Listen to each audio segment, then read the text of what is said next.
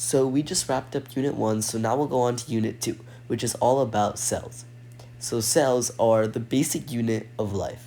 They are everything that you compose of, everything inside of you, and the little organelles inside the cells too.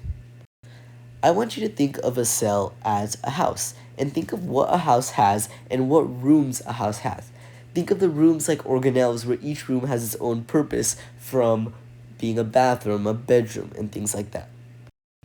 In question 2, why does the structure of a cell matter so much? So how does the structure relate to its function? Like how in a house you might have a stronger foundation because you want a stronger house.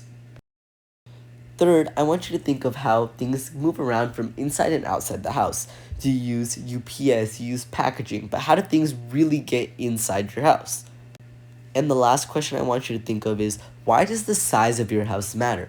A bigger house has more functions and a smaller house has less functions. Now relate all of this back to the concept of cells.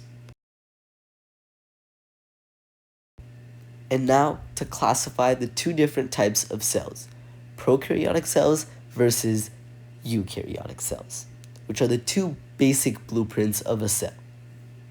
So a prokaryotic cell are things like bacteria and archaea.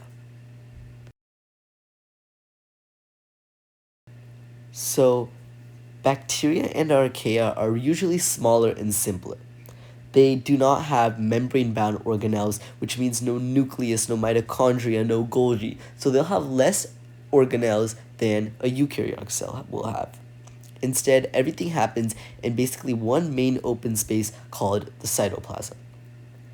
Their DNA is found in a region called the nucleoid, which is just an area in the cell, as they do not have a nucleus.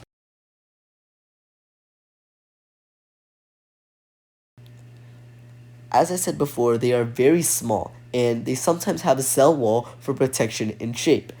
This cell wall is surrounded on the inside with a plasma membrane, which is the boundary of the cell.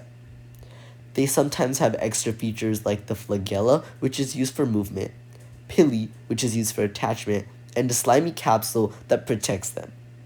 And they also have ribosomes for making proteins, which you'll also see in the eukaryotic cell when we talk about it in the next couple videos. A weird way that I like to describe a prokaryotic cell is a one-room studio apartment where everything you need is there, but it's all in the same open space, and it's much smaller than a complex house or a really big apartment or something like that. So I'm going to attempt to draw a prokaryotic cell which has the bacterial flagellum, which is the curvy thing. The cytoplasm is all the stuff in the middle. The ribosomes are some of the little circles that I'm drawing. The inside thing is the DNA nucleoid. The inner region is the plasma membrane, and the outer region would be the cell wall.